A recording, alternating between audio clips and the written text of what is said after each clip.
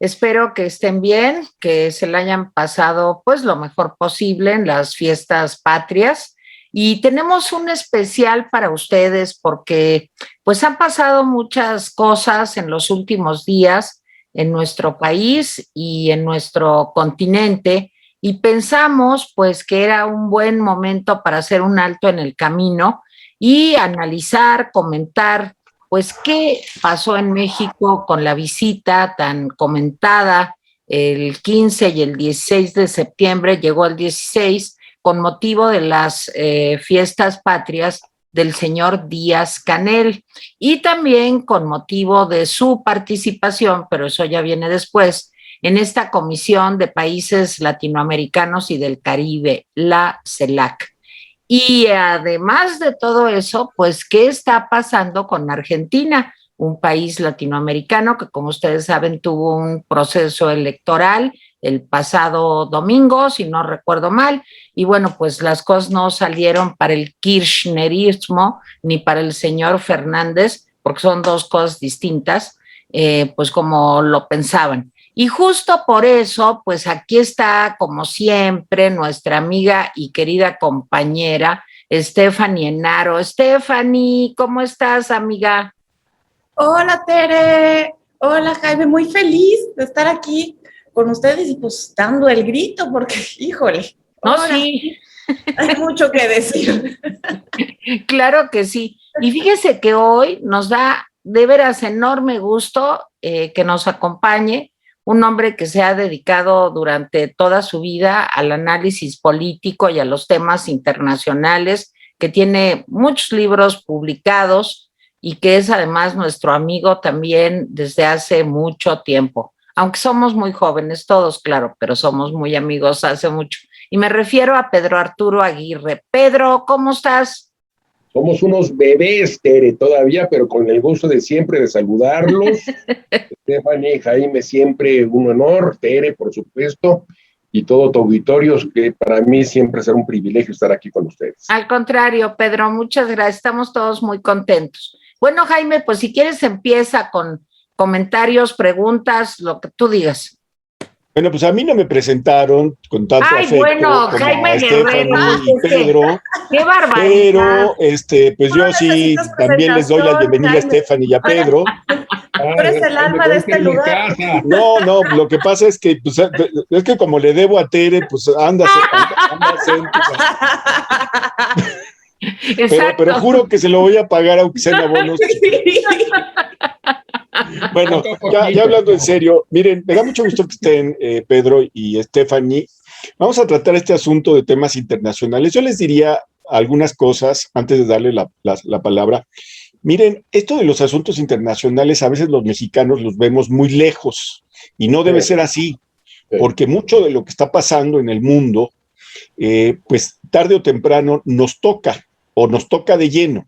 O sea, la defensa de los derechos humanos, por ejemplo. Si no somos capaces de defender los derechos humanos en casa, como no lo somos, pues menos vamos a estar interesados en los derechos humanos hacia afuera.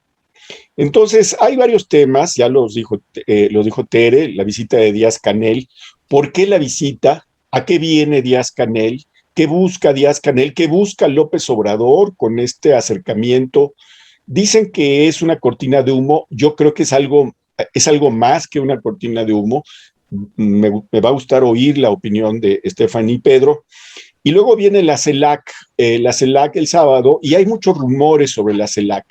Yo leía una nota, me parece que en Serpientes y Escaleras, de hace unos días, pues que decía que se estaba preparando la salida de varios países de la OEA, ese armatoste llamado OEA, y que se iba a meter a ese otro armatoste llamado CELAC, ¿sí?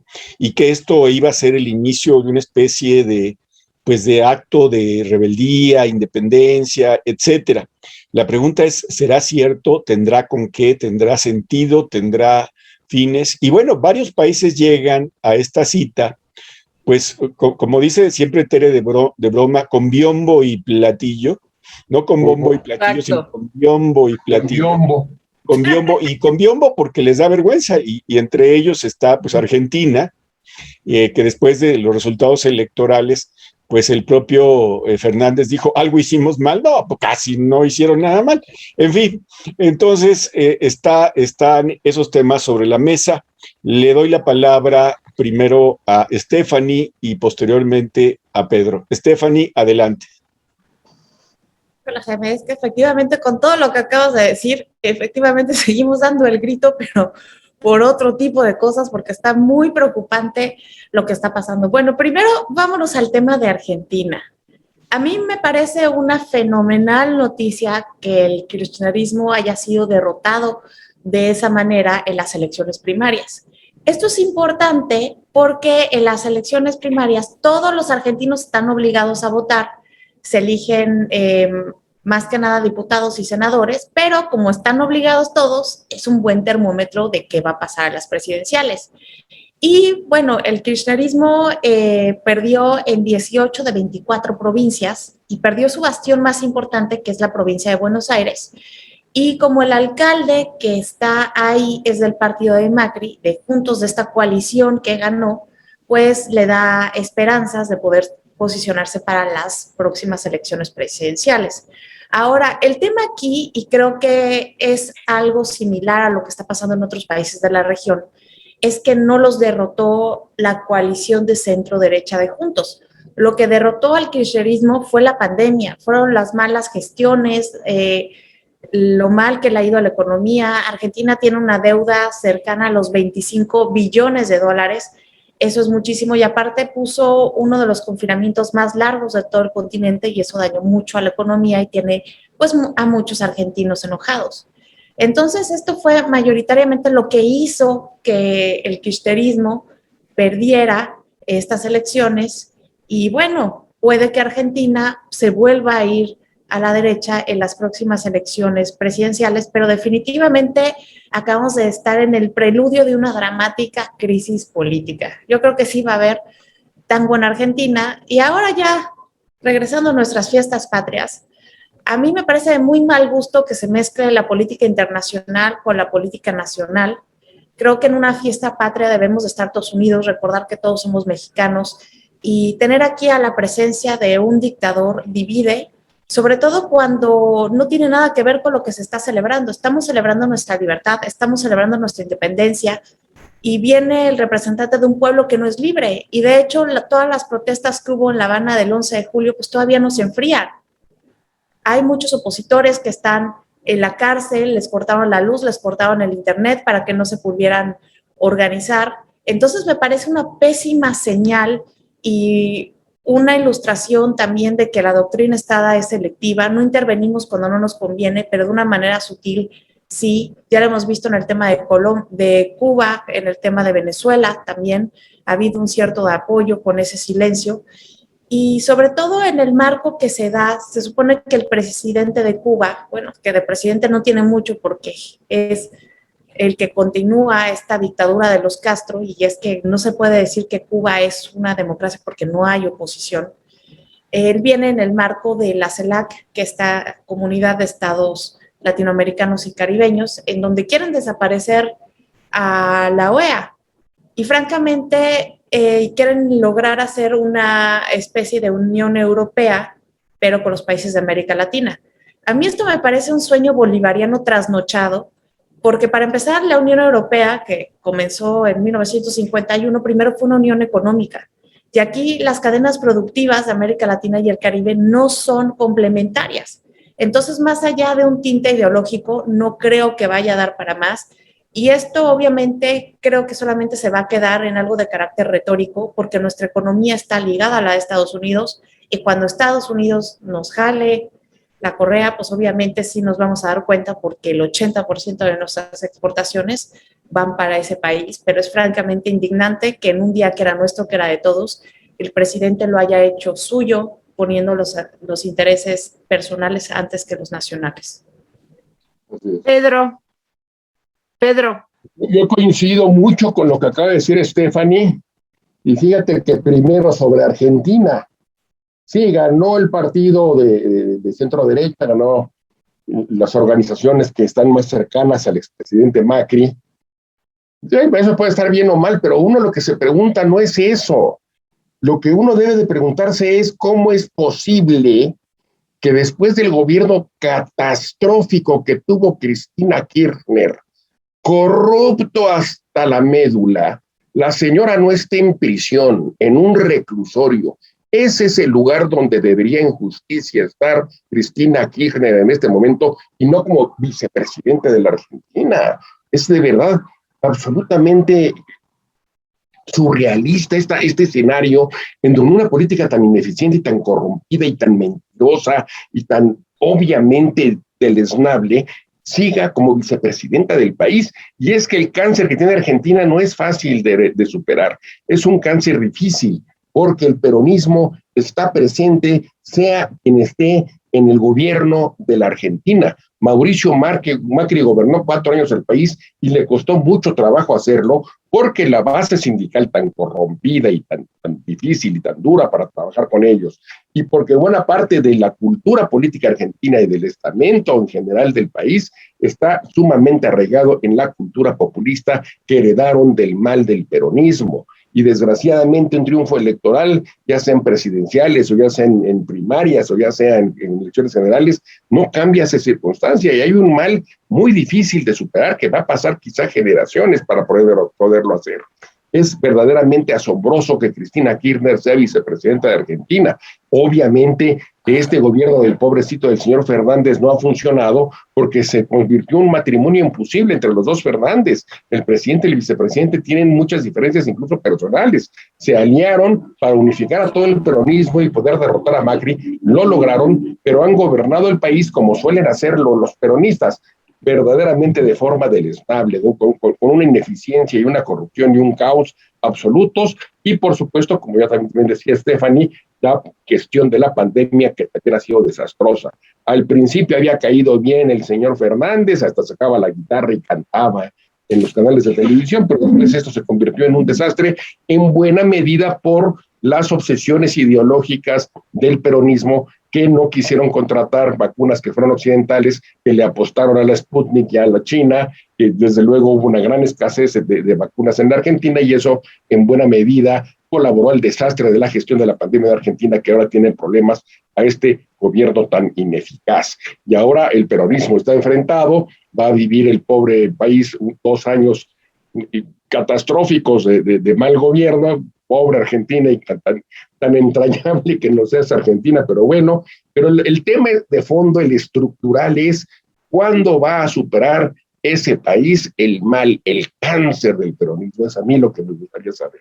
Y bueno, pues en México también tenemos algo parecido, porque estructuralmente también estamos enamorados de este discurso del nacionalismo revolucionario, heredamos del PRI hegemónico de hace muchos años, y que el mejor exponente es desde luego el señor licenciado López Obrador, el presidente de la República. Pues estamos viviendo un déjà vu setentero, Tere, a tal grado, Tere, que yo todos los sábados, con esta imagen que tengo del gobierno setentero, de estas reminiscencias de hace ya 50 años, yo prendo la televisión de los sábados y espero ver Sábados en Saldaña.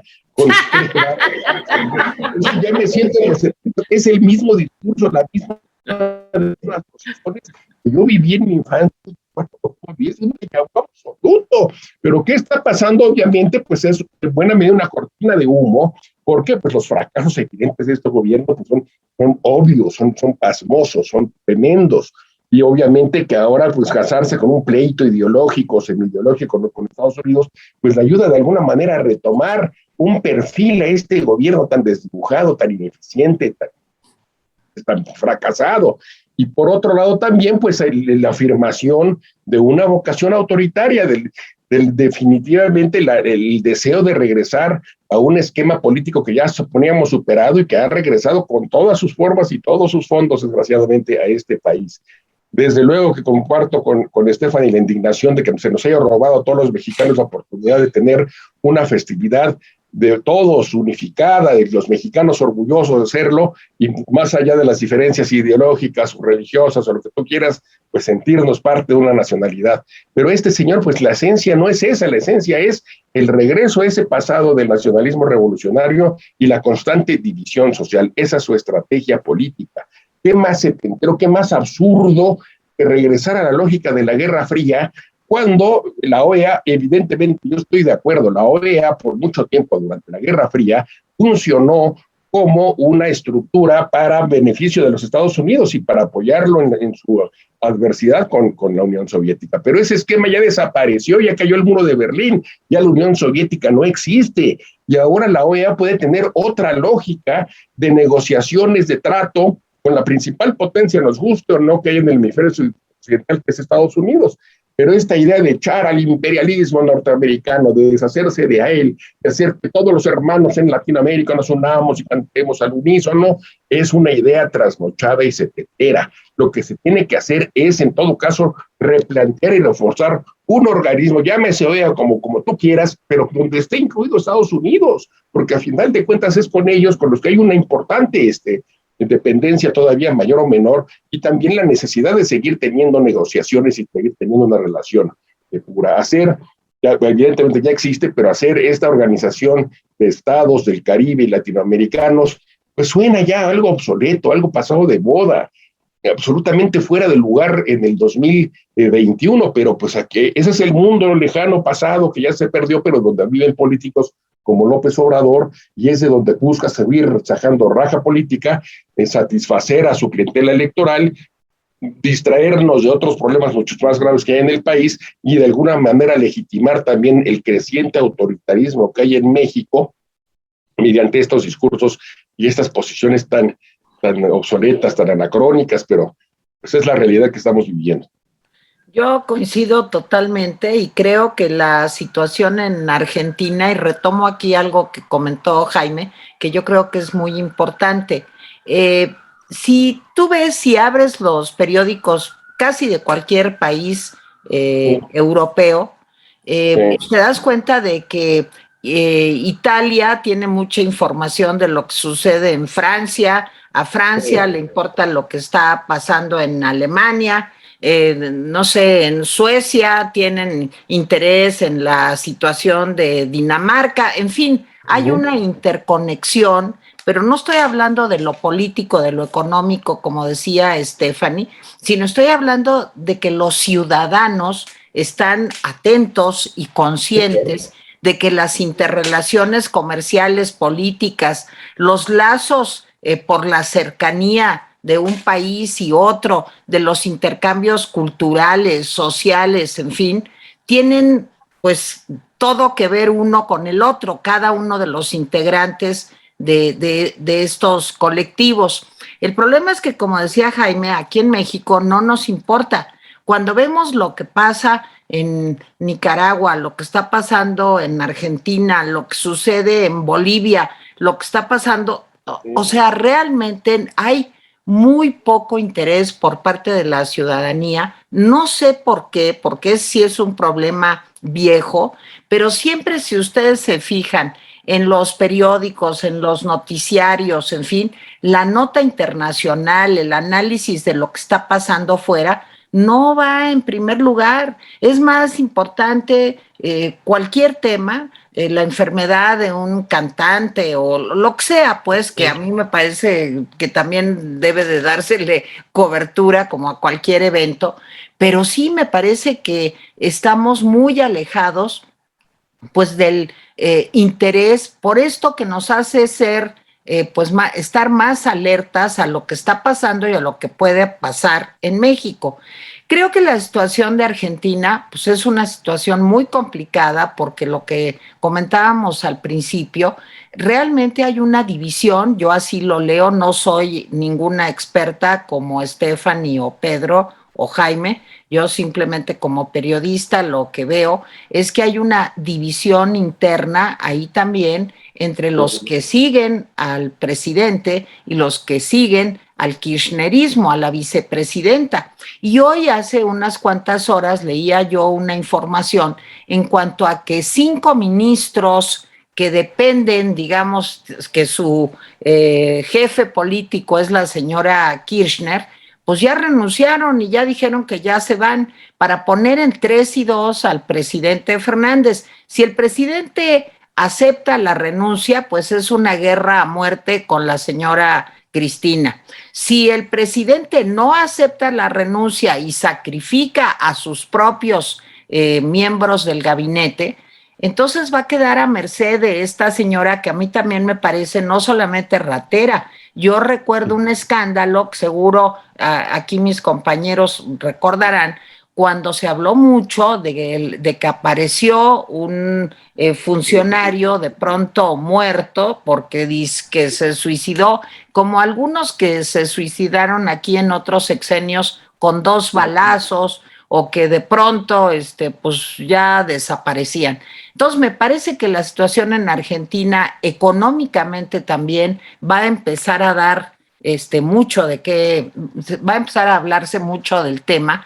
Estaba yo leyendo también, bueno, que aunque no tiene Argentina todavía una hiperinflación, ustedes recordarán aquellas épocas espantosas, no solo de Argentina, aquí también lo vivimos en México, pues que podría avanzar, que la única que le queda a Argentina es quizá pactar con el Fondo Monetario Internacional, pero que por esta visión pues setentera también de todos los populistas, pues quién sabe qué va a pasar con la situación económica de este país. Y esto repercutirá en todo el continente.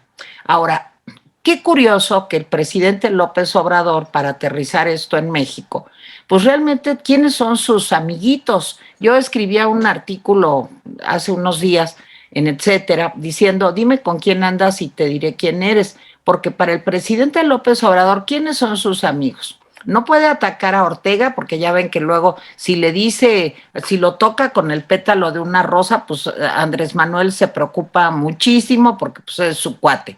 Al señor dictador cubano, pues lo trae aquí. Bueno, ni es dictador, es un títere de los dictadores. Eso es lo que es el señor Díaz-Canel.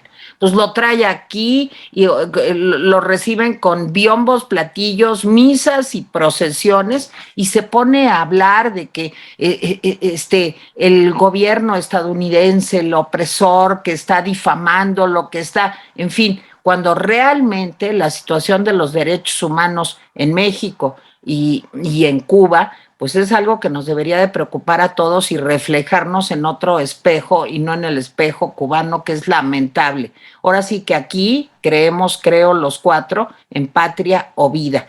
Y la reunión del CELAC, pues creo que es un pretexto para reunir a sus amiguitos, para que estén los bolivianos, para que estén los venezolanos, para que esté, en fin, Perú, etcétera, y desde luego Argentina. Y eso me preocupa mucho por el eje que Andrés Manuel pretende construir y que yo creo que está influenciado también por la ambición de Marcelo Ebrard de sacar buenas calificaciones ante el presidente López Obrador y abonar en esa estructura mental populista que al presidente pues lo tiene realmente muy, muy contento. Jaime. Sí, bueno, déjenme decirles que el amor de la izquierda por Cuba siempre se pareció a esos amores de telenovelas en donde no era correspondido. Desde el triunfo de la Revolución Cubana, pues la izquierda mexicana, en general, no toda, pues le llevaba flores, chocolates a la Revolución Cubana, y pues la Revolución Cubana pues tenía otro amor, y ese otro amor era el PRI, ¿sí? Y durante mucho tiempo fue. Miren, les comento anécdotas muy concretas. Cuando llegaban los funcionarios priistas a Cuba, eran tratados como reyes.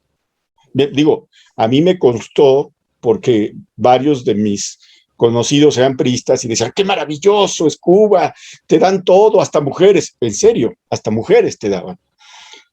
Pero la izquierda mexicana, cuando llegaban los guerrilleros refugiados de Argentina, Uruguay y de otros países, los trataban como héroes en Cuba. A los guerrilleros mexicanos no.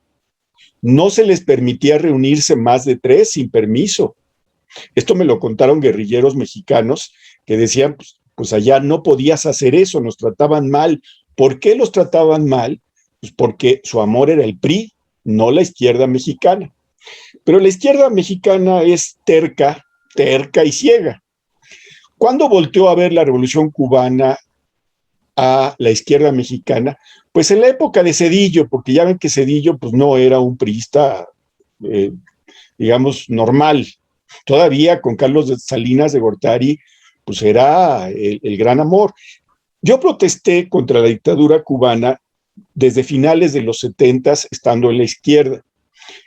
No me gusta el acercamiento a esa dictadura, ¿sí? Sea del PRI, de la izquierda, de los estalinistas, no me gusta, ¿sí? Como no me gustó lo de Fox, como no me gustó, etc.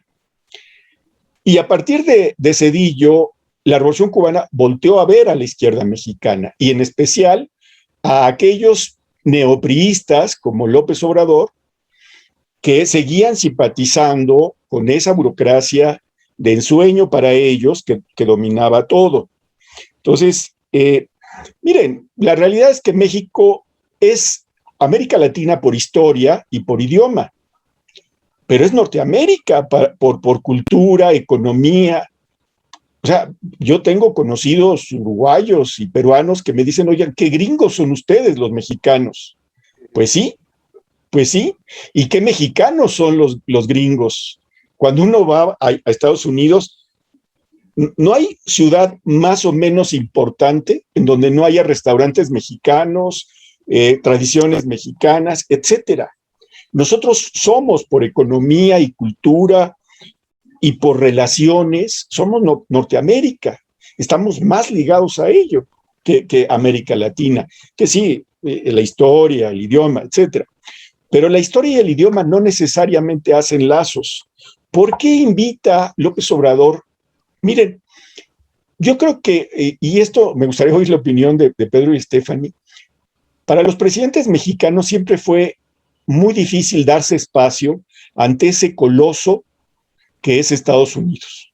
Siempre. O sea, ¿cómo tener tu propio espacio de negociación con Estados Unidos, sabiendo que dependemos de Estados Unidos? ¿Cómo lo hacían?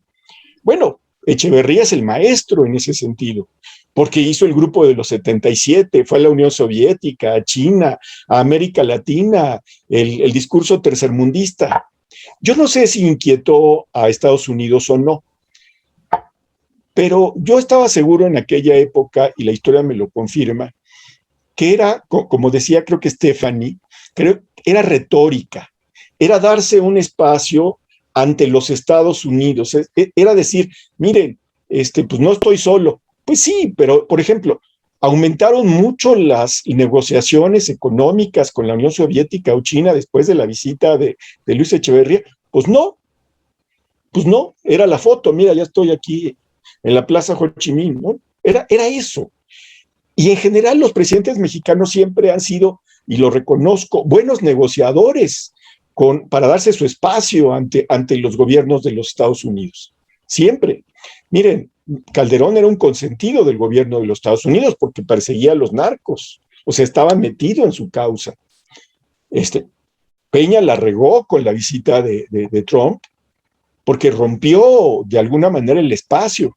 Pero alguien que nació sin espacio, ese fue López Obrador. López Obrador fue torpe desde el principio, por eso tuvo que caer de hinojos ante Trump. Digo, perdón que diga esa expresión tan vulgar, caer de hinojos. Oye, pero yo no sé qué otra frase utilizar, ¿sí? Bastó con que Trump amenazara con los aranceles para que México dijera, no, mira, sí somos el muro, ahora somos el muro de Biden. Éramos el muro de Trump, ahora somos el muro de Biden. Entonces me parece que todo esto, la visita de Díaz-Canel, lo de la CELAC, es un intento, yo diría más bien fallido del presidente López, para tratar de crearse un espacio y un discurso que no tiene, un discurso latinoamericanista o tercermundista, ¿sí? Para tratar de darse este discurso y tener un poco más de espacio con respecto a los Estados Unidos. Y déjenme decirles, ¿cómo contesta Estados Unidos? Pues con una bofetada de guante de seda, ¿no? Con puño de hierro.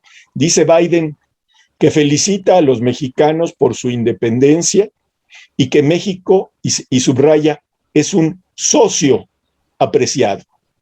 O sea, ¿algo más que decir? Pues no hay nada que decir.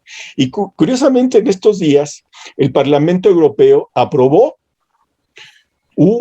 recomendarle a los gobiernos de la Unión Europea que ejerciten sanciones contra el gobierno y la isla de Cuba por las continuas violaciones de los derechos humanos. Entonces ahora los cubanos van a decir, es que el bloqueo es casi inexistente, o sea, el comercio sigue, incluso con Estados Unidos, o terciado con otros países, ¿sí? O sea, realmente el bloqueo se ha vuelto una razón de la existencia ideológica del régimen cubano. Pero pues, la Unión Europea dice no podemos seguir tolerando. Y miren, me parece muy curioso porque yo tengo varios amigos que les parece muy mal el bloqueo por derechos humanos, pero les parecen bien las sanciones por medio ambiente, porque ya saben que a partir del año próximo muchos países, sobre todo los europeos, van a empezar a tener sanciones con el comercio de aquellos países que no cuidan el medio ambiente, que no tienen cierto grado de cuidado. Ahí se vienen las sanciones contra nosotros, por supuesto. Pero les parece mal por derechos humanos. Pues, perdón, las naciones tienen perfecto derecho de decir, yo no quiero importar de México por razones medioambientales o yo no quiero importar de Cuba por razones de derechos humanos. Entonces, más adelante hablaré de CELAC, pero yo creo que este asunto es un intento del presidente de tener por lo menos un pequeño espacio de negociación con un Joe Biden que yo no creo que esté preocupado, pero no lo sé. Stephanie. Yo lo veo como un intento de rebeldía, como un intento de dejar de ser el transformador nacional y pasar a ser el transformador regional, intentando recuperar el hueco, el vacío de poder que dejó Hugo Chávez.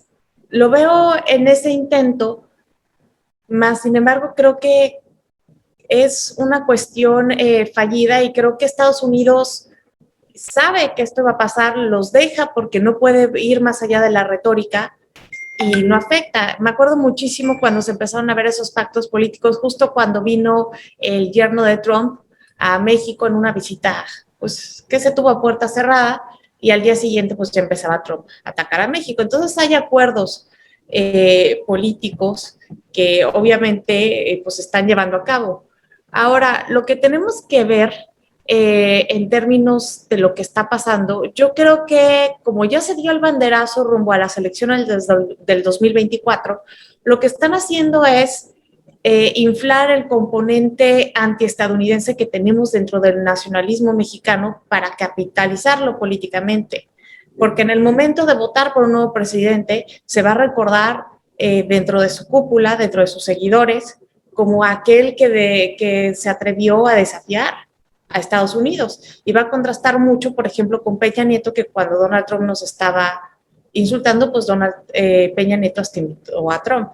Entonces creo que es una estrategia electoral rumbo al 2024 que no va a pasar de ahí porque no tiene ni pies ni cabeza esa estrategia. Estoy completamente de acuerdo. Pedro. Completamente de acuerdo con Stephanie. Mira, nada más para abonar lo que decía Jaime sobre la izquierda y su relación con Fidel, pues acuérdate que mayor humillación para la izquierda mexicana cuando Carlos Salinas de Gortari tomó posesión de la presidencia. Ustedes recordarán que Fidel Castro vino como invitado especial a la toma de posesión de Salinas, a legitimar a Carlos Salinas de Gortari. Y eso fue una humillación tremenda para la izquierda. Pero muchos de los dirigentes en aquel momento, quizás recuerdes, Jaime, dijeron, ay, sí, lo empezaron a justificar Fidel de que no, es que hay que entender su relación y la dependencia y el bloqueo y bla, bla, bla, bla, bla, bla. Por supuesto, tienes toda la razón. Qué humillación fue aquella presencia de Fidel Castro en la toma de posesión de Salinas de Gortari para toda esta izquierda farsante que tenemos en este país. Pero bueno, por otro lado, por supuesto que Stephanie tiene razón. Quieren hacer un discurso electorero anti-norteamericano, de reminiscencias, repito yo, del nacionalismo revolucionario, el déjà vu de los años 60, 70, que trataba en muy buena medida también de agarrar fuerza, de legitimarse, de alguna manera tomar distancia de Estados Unidos y decir nuestra política exterior es independiente, estamos con Cuba, los hermanos, le plantamos cara a los Estados Unidos en este tema sin ningún temor. Obviamente que es otra vez el regreso a esa idea ya trasnochada, ya obsoleta, que ya no tienen absolutamente nada que ver con el mundo del siglo XXI, con el 2021 que estamos viviendo ahora, nada que ver, y por eso yo creo que también es una estrategia equivocada, una estrategia completamente desorientada, sobre todo porque se le puede reprochar a este presidente que ahora sí está mucho con la bandera del antiimperialismo, pero recuérdense cómo se le doblaban las corvas y agachaba la cabecita cuando el Donald Trump era presidente de Estados Unidos. No lo vimos en la Casa Blanca días antes o semanas antes de la elección tratando de hacerle un apoyo electoral al presidente infame que dijo que los mexicanos éramos unos violadores. Recuérdense eso. Yo creo que pues la autoridad antiimperialista de este gobierno ahí se quedó bastante cuestionada. Ahora, pues bueno, buscan, porque repito, es un gobierno fracasado, es un gobierno de muy pocos resultados. La pandemia, el manejo, la gestión de la pandemia fue un desastre. La economía está en la calle, la audiencia en máximos históricos. No tiene nada que presumir este gobierno de transformación y por lo tanto lo que nos vende es retórica y retórica y retórica, mañana tras mañana, confrontación. Y ahora esta idea de rescatar estos veneros del nacionalismo revolucionario de antaño con su política pro Cuba y con su disque enfrentamiento al imperialismo. Yo insisto y estoy completamente de acuerdo con Stephanie, que no le va a dar resultado. Los mexicanos necesitan otro tipo de gobierno, alguien que resuelva problemas. Los temas de política exterior rara vez pesan en el ánimo del electorado de cualquier país o nada más de México, aunque es cierto lo que dice Tere, aquí somos especialmente insulares y eso está muy mal. Por supuesto que deberíamos de interesarnos y enterarnos mucho más de lo que pasa en otros países y cómo se maneja el mundo y cuáles son las tendencias a nivel global. Pero el punto es que estas estrategias de distracción, de manipuleo, de recuerdos de un nacionalismo revolucionario que ya no le dice nada a nadie, no creo que le vayan a funcionar demasiado. Vamos a ver que se ponga a trabajar y que a dar resultados en las tareas de gobierno en donde no veo yo claro. Y sencillamente, volviendo a la Argentina, también es lo mismo. En Argentina, otra vez, el añorar el discurso imperialista del general Perón, que también era solamente castillos en el aire y demagogia y parlamentos interminables, pero que a final de cuentas no le aportan nada a sus países.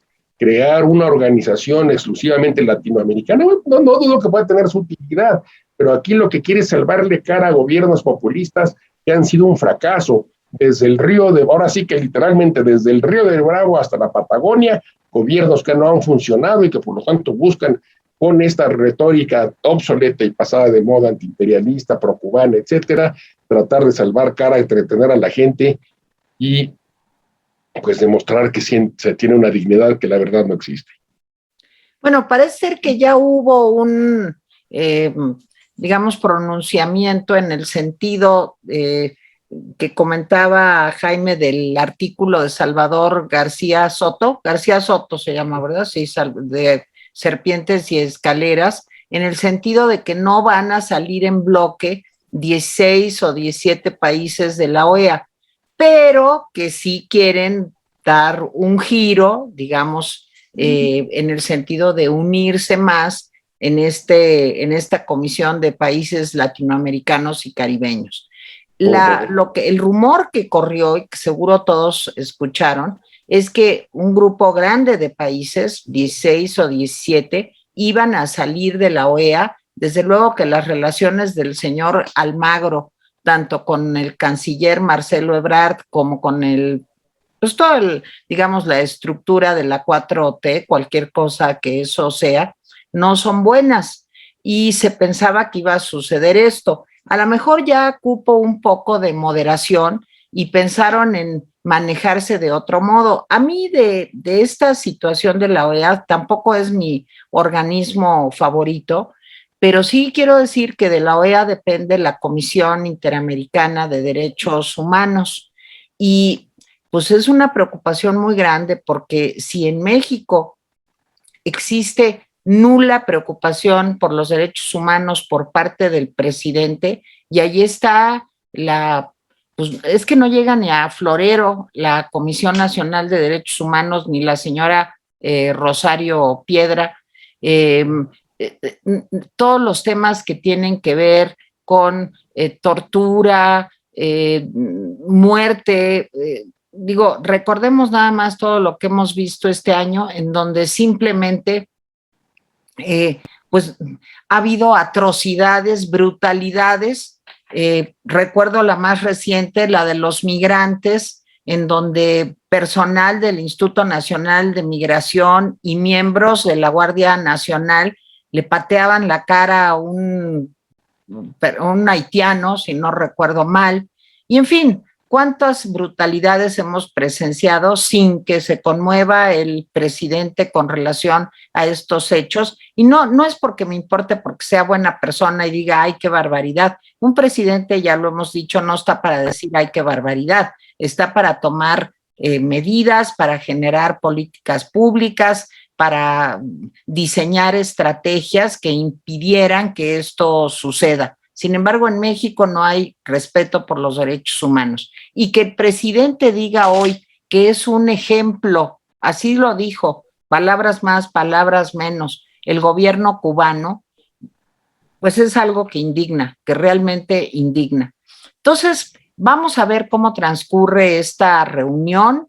Creo que de un modo o de otro sí hay la idea, saliéndose de la OEA o no, de construir un eje de países afines a este gobierno populista que tenemos en México y que el presidente López Obrador va a seguir insistiendo en eso. Igual trajo a Maduro cuando tomó posesión como presidente. Recordemos las escenas de Evo Morales, mandó a Ebrard a que lo trajera en un avión, etcétera, etcétera. Entonces, yo sí creo que más allá de que se desfonde la OEA y se fortalezca o salga renovado esta Comisión de Países Latinoamericanos y del Caribe, de todas maneras, el presidente López Obrador va a insistir porque son sus amigos, porque son con los que coincide ideológicamente. Y además, me da miedo también, y aquí lo dejo en la mesa para que ustedes lo comenten, que justo esto nos lleve, como ha pasado en otras oportunidades, a tener por oposición a Morena, a tener pues como una admiración por las dictaduras de derecha. Ya oíamos hace unos días comentarios diciendo que bueno, que Allende, que qué barbaridad, pero que Pinochet, qué maravilla. Yo creo que las dictaduras ni de derecha, ni de izquierda, ni de nada. O sea, creo que hay un número importante de latinoamericanos, 7 millones de venezolanos que han salido en la dictadura de Maduro y Chávez, los miles de centroamericanos que quieren abandonar pues sus países justo por una situación de violencia, de falta de respeto a los derechos humanos, los miles y miles de cubanos que siguen saliendo porque no soportan un gobierno con un partido único, en donde no hay libertad de expresión, en donde no hay medios de comunicación, en donde se censura, digamos, la utilización de Internet, y nicaragüenses y seguramente ahora peruanos y demás. No es posible que pues veamos cómo se desmorona la democracia en el mundo, fallida, incompleta, no logró terminar con la desigualdad, pero lo que enfrentamos creo que es muy lamentable y que no debería de hacer que cayéramos en la admiración por regímenes de derecha, pues que tampoco, o de ultraderecha más bien, porque, y con esto ya me callo, fíjense, criticamos muchísimo cuando el PAN trajo a Vox, desde luego nosotros aquí también lo criticamos duramente, pero ahora que trae en el otro extremo López Obrador a Díaz-Canel, pues tenemos que criticarlo con la misma fuerza. No hay buenos y malos, no hay dictadores buenos y dictadores malos, todos son simplemente dictadores. Jaime. Rápido, sí es cierto lo que dice Stephanie, Hugo Chávez era un líder, pero fue un líder a base de millones de dólares, porque tenía millones de dólares atrás de los del petróleo. Su experiencia del Mercosur es muy ejemplificante. En cuanto dejaron de entrar esos millones de dólares y Venezuela entró en una crisis, pues el Mercosur demostró lo que era. Es una organización fallida, ¿sí? Miren, yo, por desgracia, soy de los que creen que la ONU y la OEA, organismos, no están funcionando para lo que fueron creados. No son espacios de concertación, no son espacios para superar deficiencias en gobiernos, para mejorar pues la situación de la población. Se han convertido en una serie de pequeñas batallas burocráticas. La OEA, pues tiene razón Pedro, tuvo una época muy negra, pero ahora no tiene una época blanca, tiene una época gris. O sea, la verdad es que la OEA es eso, es un organismo en donde se manifiestan corrientes. El problema para el presidente es que para ser un líder necesita millones de dólares y tenemos un presidente marro en ese sentido. Entonces, no solamente es marro, porque ya vimos que pues, no le gusta eso de gastar, por eso se compra sus tortas de tamal, pero el problema no solamente que es marro, sino que no hay mucho de dónde sacar, ¿eh? No hay mucho en la economía mexicana de dónde sacar. Veo que Stephanie está muriendo de la risa, se le antojó la torta de tamal seguramente. Sí, no puedo con eso. Pero en fin, entonces sí creo que pues la CELAC es otro organismo cachivache, o sea, no funciona, perdón, pero yo creo que lo único que nos funciona realmente a los mexicanos es el TEMEC, es el nuevo tratado económico, nos guste o no nos guste, pues eso es lo que más nos está funcionando, y a partir de ahí deberíamos construir pues otras alianzas. Yo estoy de acuerdo en empezar a hacer alianzas con América Latina, pero hacer alianzas porque es eso, no es una alianza para mejorar, es una alianza para ir en contra.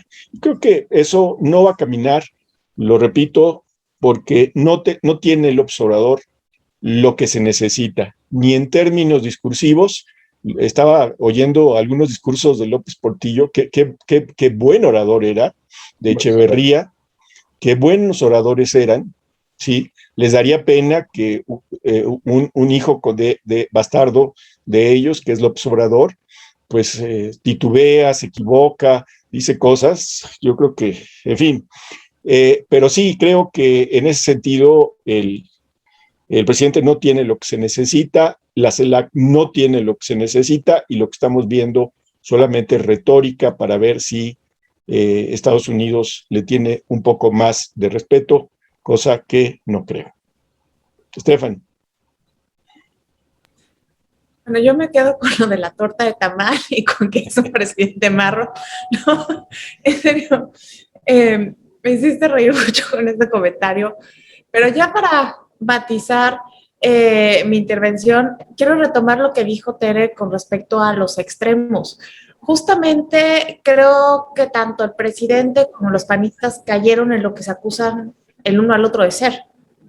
El presidente siempre acusa a los panistas de ser unos conservadores y ahora siempre lo han acusado de ser un extremista, y creo que ahora lo están confirmando. El problema aquí es para todos los mexicanos porque los extremos no son buenos. Y ya cuando nuestro sistema democrático está llegando a ese punto, yo creo que estamos hablando de una descomposición rotunda, sobre todo cuando no hay una oposición. La mayor oposición al presidente yo creo que ha sido la realidad. Y creo que la oposición se va a encontrar pues, dentro de Morena mismo, porque afuera no hay. Entonces, si ya estamos hablando de extremos, creo que no vamos por buen camino. Creo que no hay más ciego que el que no quiere ver. Y estas señales que hemos visto de ambos lados, no las podemos dejar pasar por alto. Pedro. Fíjense que ayer fue el grito y cada presidente le imprime algo al grito de acuerdo a su perfil o a su alineación política, hacia sus gustos personales. Por ejemplo, Luis Echeverría se aventó la puntada en su último grito, de gritar vivan los países del tercer mundo. Y el señor López Portillo gritó que magnífico orador, coincido contigo, Jaime, desde luego. Me acuerdo que también gritó cuando en su último grito, después de haber nacionalizado la banca, el triple grito de México vive, México vivido, México vivirá, y viva México, y en fin. Vicente Fox se aventó un viva la democracia. Y bueno, cada quien, ya sabes, le ha medio imprimido algún toque de su estilo. Y el señor presidente López Obrador ayer dio un viva que me parece pertinente a los héroes anónimos, bien, pero gritó, ¡viva la soberanía! Uh-huh. ¡Viva la soberanía! ¡Viva la democracia! Evidentemente es inconcebible que lo haga, porque él no es un demócrata, pero ese viva la soberanía nos habla de que lo que le importa es eso, esa imagen, ese imaginario de la soberanía que tenía el nacionalismo revolucionario del viejo PRI, que ese es el venero ideológico del que se ha alimentado toda la vida del señor López Obrador. ¿Qué es lo que pasa entonces? Que así entienden la soberanía, con símbolos, con imágenes, con defender a Cuba y la revolución, con ponerle cara al imperialismo norteamericano hasta cierto punto, porque ya vemos que cuando fue Donald Trump ahí se le olvidó mucho todo este discurso, con acercarse a los pueblos latinoamericanos. Es vil, vulgar demagogia. Este es uno de los gobiernos más demagógicos que ha tenido la historia de México, y hemos tenido uno que otro, pero este es extraordinariamente demagógico. Es el colmo absoluto. Pero eso es pura retórica, es puro vacío, es puro símbolo. A final de cuentas, como dice Jaime, como dicen todos ustedes y coincido, esto no va a tener repercusiones reales en la negociación y en la relación real que hay en Estados Unidos. En Estados Unidos hay muchos problemas respecto a México. El tema del narcotráfico, eso no se va a solucionar con gritos el 15 de septiembre o con reunioncitas con latinoamericanos. Es un tema que puede crearle crisis a este gobierno, y una muy grave. Los temas de las violaciones de México, algunos temas, algunos preceptos, algunos capítulos del Tratado de Comercio que tenemos con ellos, también le puede estallar las manos muy pronto al gobierno de México, y eso tiene repercusiones económicas que pueden perjudicar a todos los habitantes de este país. Ese es el mundo real, como dice Stephanie, tiene toda la razón. La única oposición que tiene el señor López Obrador en este momento, desgraciadamente, es la realidad, y la realidad se le va a poner muy brava, y la realidad no tiene absolutamente nada que ver con estos símbolos y con estas ideologías y con estas fantasías de defender a Cuba y de quitar la estatua de Cristóbal Colón, y todo eso pues no nos va a llevar a ningún lado. Pero bueno, a ver qué pasa. Stephanie, te despedimos, pues sabemos que tienes una entrevista, te agradecemos muchísimo y nos vemos mañana. A ustedes, nos vemos mañana. Pedro, un gusto coincidir contigo en este espacio. Sigue la fiesta, Stephanie. Sigo dando el grito, pero del terror. Exacto. Te voy a estar como el cuadro del honor a Carrington, así. Les mando besos. Es de Munch. Cuídate. Sí, es de Edvard Munch. Bueno, pues comentarios finales, Jaime. Yo ya, esos fueron mis comentarios finales. Yo le agradezco a Stephanie, que ya se fue, y le agradezco a Pedro su participación. Y por supuesto, yo sí te agradezco a ti, Teresa. Mira, Jaime, pues es que ya, pues digo, eres de casa, pues ya por eso ya nada, pero muy mal, Teresita. Pensé que me ibas a decir, pues sí, eres de casa, pero ya págame. Pedro, ¿algún comentario final? Pues simplemente agradecerles siempre, un privilegio y un gustazo estar con ustedes. Y bueno, pues vamos a pechugar, nada más faltan 3 años, hombre. Híjole, no creo, no creo. Eso decían en Venezuela también y ya llevan 20. No digas eso, por favor. Sí. Bueno, pues, Pedro Aguirre, ¿dónde te podemos encontrar? Danos tus redes, háblanos de tu libro más reciente. En Twitter es el oso Bruno, @, @oso Bruno. @oso Bruno, ese es el Twitter. Y estoy en el Facebook, en Pedro Arturo Aguirre, mi paginita de Facebook, y me publicaron una novela el año pasado en España, y ya por fin va a llegar a librerías en México, que se llama Protocolo Malatesta. Ya después yo se las mando por ahí para que la vean. Muy bien. Nos parece muy bien. Jaime Guerrero, Gracias. pues despídeme a mí más bien, porque... No, gracias, Tere. Bueno, ya nos vamos. Cuídense mucho. Jaime, gracias, Espero que les haya Pedro. gustado e Bye. ilustrado. Gracias, nos Bye. vemos. Gracias, Cuídense nos veamos. mucho. Ojalá Nos nos vemos. veamos pronto, Pedro. Cuando quieran, yo encantado. Para mí siempre un placerzazo. Órale, bye. Gracias a ustedes. Bye.